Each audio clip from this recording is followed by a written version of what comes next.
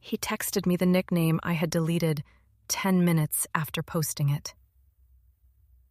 That is a scary sentence, but start before the nickname. Who is he? Ryan, my ex. 7 months together, 6 weeks no contact, and technically he had already moved on. Technically? He had a new girl in his stories. Not a full face, obviously, just a soft launch starter pack. 2 coffee cups, 1 hand on a steering wheel, a caption that said, "Easy Sunday." That caption should be illegal. I know. It was so calm that it made me furious. He told me he wanted a clean break, then somehow found peace and a beige sweater in under a month. And you were trying to act normal. Trying is generous. I muted him, unmuted him, muted him again, and told my friend Tessa I was healed because I deleted 3 screenshots. A full medical recovery. Exactly. Then I went on a date with Daniel. Different Daniel. Tall, sweet, very normal. He wore this navy jacket that looked expensive in a quiet way. So you soft-launched him. Barely. I posted 1 story from across the table. No face, just the sleeve of the navy jacket, a glass of water, and the corner of a menu. Caption: "Okay, that was actually nice." Clean.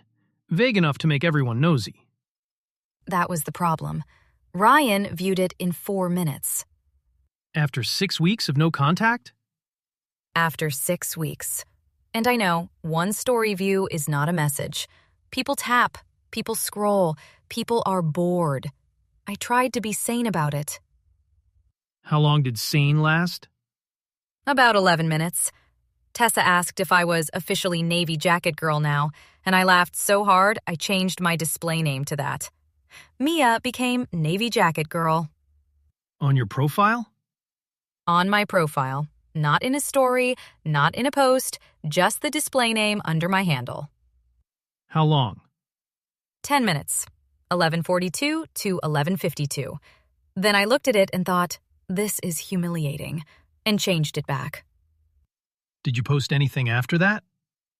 Nothing.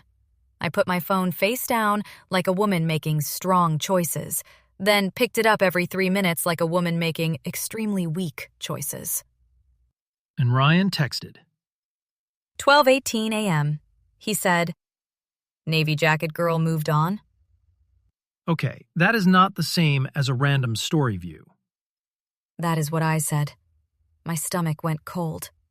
Because that phrase had existed for 10 minutes, and I had not sent it to anyone except Tessa.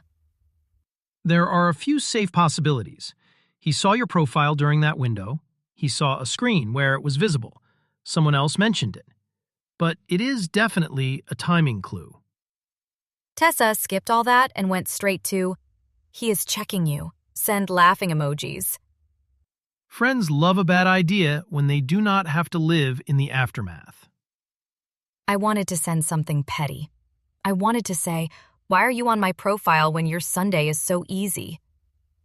That is a strong draft. Terrible choice, strong draft. I typed it, then deleted it, then typed, "You noticed?" Then deleted that, too. I was not even mad at him yet. I was mad that a tiny profile change had me feeling chosen. Because the clue gave you what no contact takes away, a feeling that there is still a thread between you. Yes, and I hated how fast I grabbed it. What happened next? I did the detective math. Story posted at 9:31. Ryan viewed at 9:35. Display name changed at 11:42. Deleted at 11:52. Text arrived at 12:18. There was no new story, no post, no comment, no public reason for him to know the nickname. That is a pattern worth noticing, but it is not a confession.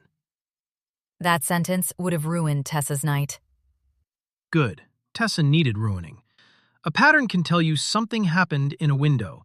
It cannot tell you he is single in his heart, ready to apologize, or secretly choosing you.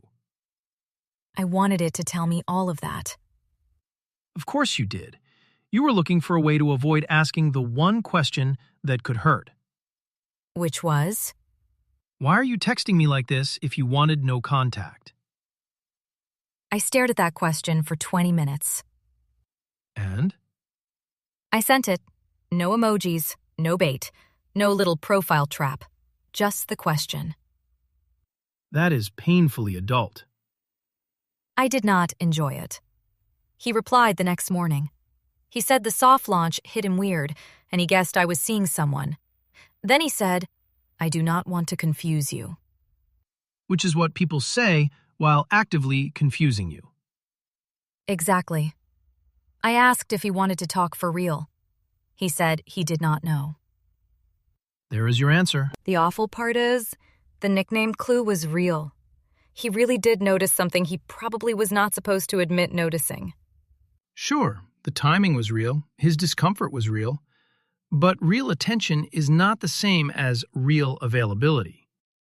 That line made me put my phone down. Good, because if you had answered the clue instead of the behavior, you would have been back in the loop. The loop is addictive. Change a name, post a vague song, wait for a view, pretend the view is a conversation. And it never ends because the profile becomes a little fishing line. So I removed him from close friends, muted his girlfriend, and went on a second date with Daniel. How was Navy Jacket Daniel? Still normal.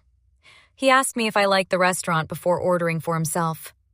I almost cried because the bar was underground. That is romance in 2026. Someone asks a basic question, and you need a minute.